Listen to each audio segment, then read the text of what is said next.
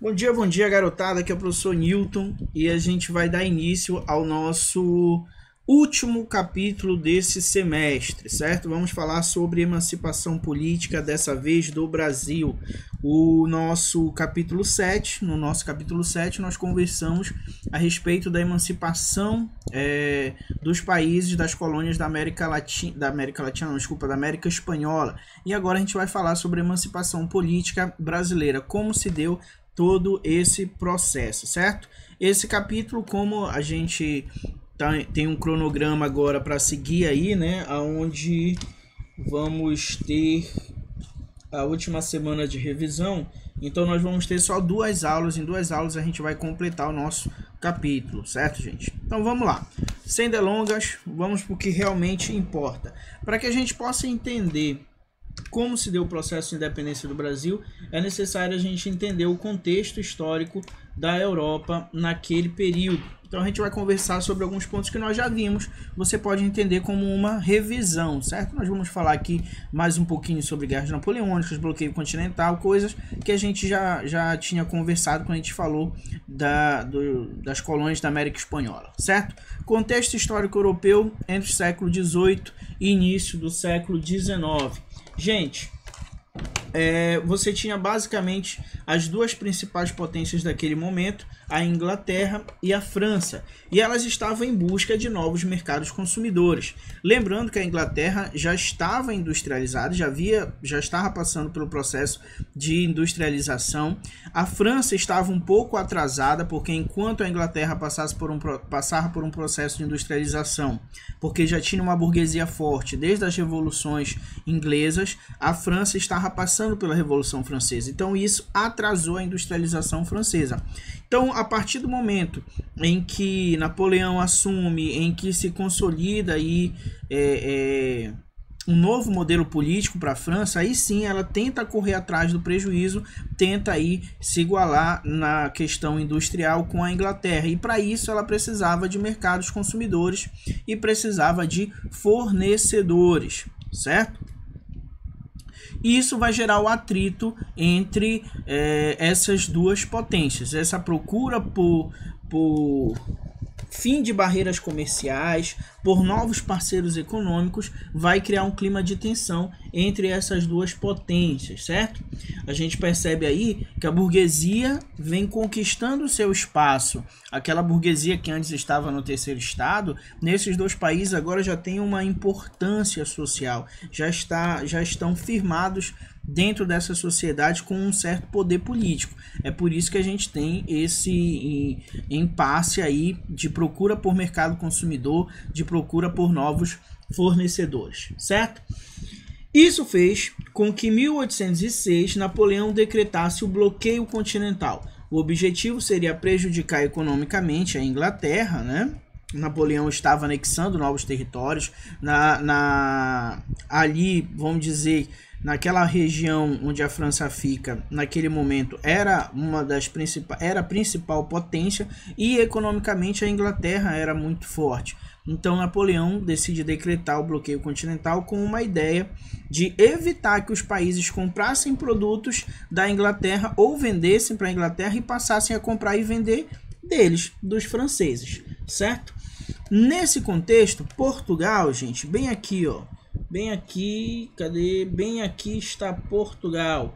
A gente costuma dizer que Portugal ficou entre a cruz e a espada.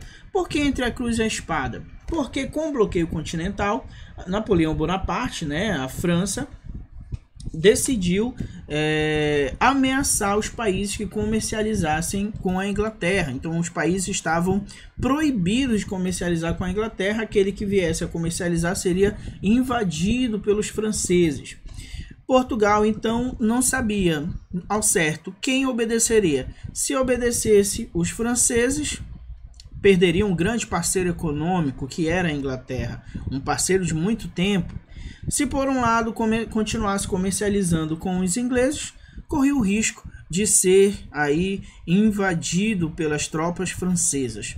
Por isso, Portugal estava entre a cruz e a espada. Portugal estava em uma encruzilhada. Portugal meio que tinha que tomar uma decisão, mas qualquer decisão poderia trazer sérios prejuízos, certo? Vamos entender então qual foi a decisão tomada por Dom João, príncipe regente de Portugal naquele momento. Gente, olha essa frase.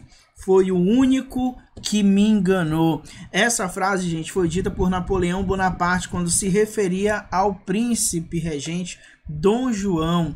Isso porque, gente, como é que Dom João e os ingleses pensaram em resolver o problema? Seguinte, ó, simples. Vamos pegar a família real, tá? E a gente vai tirar a família real de Portugal, ou seja, vai tirar eles do alcance dos franceses. E a gente vai... mas a gente vai para onde, então? Pro Brasil. Vocês vão fugir pro Brasil. Fugir? Mas nós somos a realeza. Não, vocês não vão fugir, então. Vocês vão dar uma retirada estratégica. Por quê? Porque no momento em que a França invadir Portugal e não conseguir prender a família real, para todos os efeitos, Portugal não teria caído. Porque Portugal, o Estado, eram os próprios reis, era a própria corte. Então, basicamente, a ideia é essa, é fugir. Esse é o plano. Então, Dom João aí evita a invasão enquanto organiza a fuga, claro, com a ajuda da Inglaterra. Eles vêm para o Brasil escoltados por navios ingleses. Certo, gente? Quando o exército francês chega a Portugal, a corte já havia partido. E aí, quando eu falo corte, gente, é um número expressivo de pessoas. Basicamente, de 10 a 15 mil pessoas embarcaram rumo ao Brasil, num trajeto que durou 55 dias e foi super difícil. Isso porque, segundo os historiadores, segundo relatos, ocorreram algumas tempestades, as embarcações acabaram se perdendo uma das outras, ficaram divididos em 2 grupos. Além disso, vamos ter... não se levou tanto alimento assim para tantos dias de viagem, e aí acabou tendo uma escassez de alimento, muito menos roupas, vai ter uma epidemia de piolhos, as mulheres vão ter que raspar a cabeça. Ou seja, foi uma viagem muito difícil para pessoas que até então viviam no luxo, eram membros da corte, eram membros da elite, certo? Não vieram só pessoas também não, tá, gente? O rei também traz consigo muitas coisas importantes para a história portuguesa e que depois se tornaram importantes para a nossa história brasileira também, como uma verdadeira biblioteca e relíquias da família real portuguesa também foram trazidas para o Brasil. A ideia é que eles não sabiam ao certo quanto tempo demoraria as guerras napoleônicas, então não saberiam quanto tempo, obviamente, iriam passar. Poderia ser 2 anos, 3 anos, 5 anos, 10 anos, enfim. Então eles tentam trazer tudo aqui para que eles possam manter uma vida aos moldes do que eles viviam quando estavam na corte em Portugal. Certo? Chegada da família real.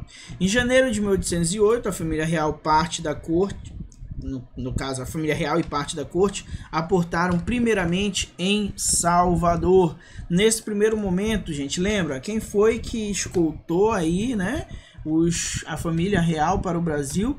Justamente os ingleses. Então aqui em 1808, ainda em Salvador, nós vamos ter o primeiro tratado firmado entre o governo português, já na colônia, representando o governo do Brasil agora, e os ingleses, que foi a abertura dos portos para as nações amigas, que a gente vai conversar daqui a pouco quando a gente vai falar de mais outros 2 tratados, certo? Enfim, uma grande festa foi preparada. Em março, a família real já estava no Rio de Janeiro, certo? Era um acontecimento, gente, extraordinário para os colonos que estavam aqui. Por que extraordinário? Foi a primeira realeza europeia a pisar em uma colônia. Nenhum outro rei havia feito isso até então. E mais do que isso, não foi só uma visita de cortesia, não foi só vir dar um passeio, não foi só cuidar de questões administrativas, não. Veio para morar, veio para ficar. Então, o maior cargo político né, da colônia aí de Portugal agora viria morar para o Brasil. Então isso cria nas pessoas uma euforia, um sentimento de que as coisas no Brasil iriam melhorar, que o Brasil iria evoluir. Agora que a família real e a corte estavam aqui, o sentimento era de evolução da condição do Brasil, de passar de simples colônia a ser a sede do governo português. E isso era importantíssimo, tá? A família real então decide viver aí na Quinta da Boa Vista, distante mais ou menos 1h30 do centro da cidade. Mudanças políticas e econômicas na colônia. Vamos lá entender, ó, o que é que mudou aí com a chegada da família real aqui. Em março de 1808, a cidade do Rio de Janeiro se tornou sede do governo português, como eu disse ainda há pouco, e isso foi importantíssimo. Tem alguns historiadores que tratam isso, gente, como interiorização da metrópole. Aí você pensa, como assim interiorização da metrópole? Olha só, a metrópole aqui, ela é o que comanda o reino, ela é a metrópole, ela é o centro. Interior, no caso, o que era o interior? Interior era a colônia. Então, interiorização da metrópole significa colocar a metrópole dentro da colônia. Entendeu? O que foi o que aconteceu? A corte sai de Portugal, que era a metrópole, e vem se estabelecer na colônia, que era o Brasil. Certo? Então algumas medidas precisavam ser tomadas. A família real já não bastava só estar aqui, precisava reorganizar a administração aqui. Então algumas medidas vão ser tomadas, como revogação de decretos que proibiam manufaturas. Lembra, antes as manufaturas eram proibidas porque os colonos eram obrigados a comprar manufaturas vindas de Portugal. Se aqui produzisse manufaturas antes da vinda da família real, significaria dizer que os colonos não precisariam de produtos portugueses, então a coroa deixava de ganhar. Então, antes, os produtos manufaturados tinham que ser comprados de Portugal. Porém, agora a família real está aqui, então não tinha por que manter isso, até porque Portugal caiu nas mãos dos franceses. Então, Portugal, o Brasil, não vai mais ter um relacionamento econômico com Portugal enquanto Portugal estiver nas mãos nas mãos dos franceses, certo? Além disso, vamos ter a construção de bibliotecas, academias científicas, filosóficas e literárias, isso porque não podemos esquecer que essa corte é uma elite, inclusive uma elite intelectual. Então eles vão vir para cá, mas vão tentar trazer e criar aqui as mesmas condições de vida que eles tinham na Europa, que eles tinham em Portugal. Então o passatempo deles era ir numa biblioteca, cuidavam de desenvolvimentos aí científicos, já estávamos passando por vários processos, como o iluminismo, com a utilização e idealização da racionalidade, do raciocínio lógico. Então a gente tem sim uma preocupação dessas pessoas, dessa corte, dessa família real, com essas coisas. Por exemplo, muitos filhos da elite portuguesa iam muitas vezes estudar na Europa. Então a ideia, inclusive nós vamos ter a criação das primeiras universidades no Brasil também, tá? Vamos ter aí a criação do Jardim de Aclimação, que depois passou a ser chamado Real Horto, que hoje existe até hoje, e é o Jardim Botânico do Rio de Janeiro. Então percebe a preocupação em criar na colônia em si não, no Rio de Janeiro, tá, gente? Quando eu falo colônia aqui, eu estou me referindo ao Rio de Janeiro, que é onde a corte está se estabelecendo, certo? Então existe essa preocupação em criar essas condições, tá? Além disso, era necessário estimular a produção de alimentos. E se você estimula a produção de alimentos, você tem que estimular outras coisas também, como, por exemplo, garantir estradas, garantir transporte seguro para esse alimento, porque esse alimento ele não está sendo produzido nos centros urbanos, ele está sendo produzido no centro rural, mas ele tem que vir para as cidades. Então, cada coisinha que a corte vai tentando organizar, vai puxando outras coisas que devem ser feitas. E, de fato, essa evolução da colônia, ela acontece, gente. essa evolução, esse fato da corte se estabelecer aqui e ter que criar todo o sistema administrativo que existia em Portugal, que era utilizado para organizar e governar Portugal e o Brasil, agora ia ter que estar aqui. Então teve que se organizar um sistema de justiça, um sistema econômico, uma colaboração, cobrança de impostos, governos locais, governos regionais, ou seja, todo o aparato que existia em Portugal aqui também teve que ser organizado, certo? Porém, essas melhorias, essa evolução, ela foi para a corte e para a elite que estava, a elite portuguesa brasileira.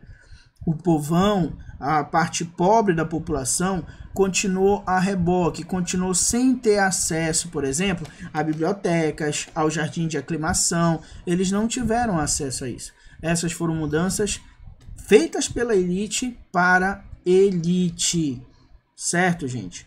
Um dos fatores é o seguinte, ó, muitos cargos, não foram todos os cargos administrativos que foram ocupados por membros da corte. E aqueles cargos que tiveram que ser ocupados por colonos foram dados a portugueses que viviam na colônia. Os brasileiros, por mais que fossem aqueles filhos de portugueses, esses não tinham direitos a cargos públicos, não recebiam cargos públicos. E aí a gente já começa a mexer numa questão de identidade, já começa a separar o que seriam os portugueses de Portugal e o que seriam os portugueses do Brasil, certo? Vamos lá, que hoje a gente não pode parar. Acordos com a Inglaterra. Vamos ter 3 acordos, tá, gente? Um em 1808 e os outros 2 de 1810. 1808, abertura dos portos às nações amigas. Isso aqui, gente, era um acordo de livre comércio entre o Brasil eu escrevi com B minúsculo, desculpa, tá, gente? Um B maiúsculo ali. Entre o Brasil e a Inglaterra. Deixa eu ajeitar logo antes que eu esqueça. Um minutinho só. Mano, que absurdo, professor. Que absurdo. Brasil. Pronto. Tá? Então vamos lá. Livre comércio entre o Brasil e a Inglaterra. Isso significa dizer que o pacto colonial deixou de existir. Lembra do pacto colonial? Aquele acordo em que os portugueses, quer dizer, os colonos brasileiros só poderiam comprar e vender da sua metrópole, que era Portugal. Pois é, esse acordo deixou de valer, até porque Portugal estava nas mãos dos franceses, então não fazia sentido pegar nossas riquezas e mandar para lá, porque os franceses iriam tomar de conta, né? Então, a partir daquele momento, o Brasil não comercializaria mais com Portugal enquanto estivesse nas mãos dos franceses. Então, vai comercializar com quem? Quem? Isso, cara aluno, Inglaterra. A Inglaterra estava ávida por comercializar com o Brasil. E a partir daí era a nação amiga, né? A nação que escoltou a família real até o Brasil, dando toda a segurança necessária nos 55 dias de viagem. Não fez isso porque era boazinha, fez isso porque queria uma parceria econômica, queria um local para enviar os seus produtos. Lembra que muitos países ficaram com medo do Napoleão e decidiram obedecer o bloqueio continental e deixaram de comprar produtos da Inglaterra. Então a Inglaterra precisava de um local para enviar os seus produtos para serem vendidos. E esses locais foram escolhidos, né? Não escolhidos, mas o que sobrou foram as colônias da América. Entre as colônias da América, o Brasil, certo? Os outros 2 acordos de 1810, Tratado de Navegação e Comércio. Esse tratado, gente, Portugal definia, os portugueses e os ingleses vão definir a taxação de impostos sobre importação, ou seja, aquilo que o Brasil estava comprando, né? Comprando, no caso, de outros países, vindo de outros países, certo? Então, por exemplo, para produtos ingleses, os ingleses pagariam aí 15% de imposto alfandegário. Para os produtos portugueses, 16%. E para os demais países, 24%. Então percebe que o maior beneficiário desse tratado, é óbvio, é a própria Inglaterra, pagando menos até do que Portugal. 1810 também Tratado de Aliança e Amizade. Esse tratado ele vai estipular algumas questões até de liberdade para os ingleses na colônia, como por exemplo liberdade religiosa.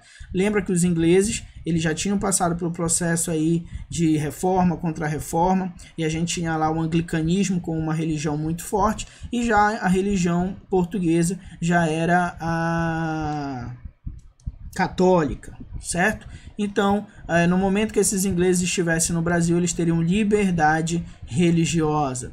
Outra, o inglês que cometesse algum crime na colônia aqui no Brasil, ele seria julgado segundo as leis inglesas. Por mais que ele cometesse o crime aqui, mas as leis que regeriam o seu julgamento seriam as leis da Inglaterra, tá? E limitação do tráfico de escravos. A Inglaterra já pressionava o Brasil aí para limitar, tá, o tráfico, a entrada de escravos no Brasil. Porque ela era boazinha? Porque ela queria a libertação de todo mundo?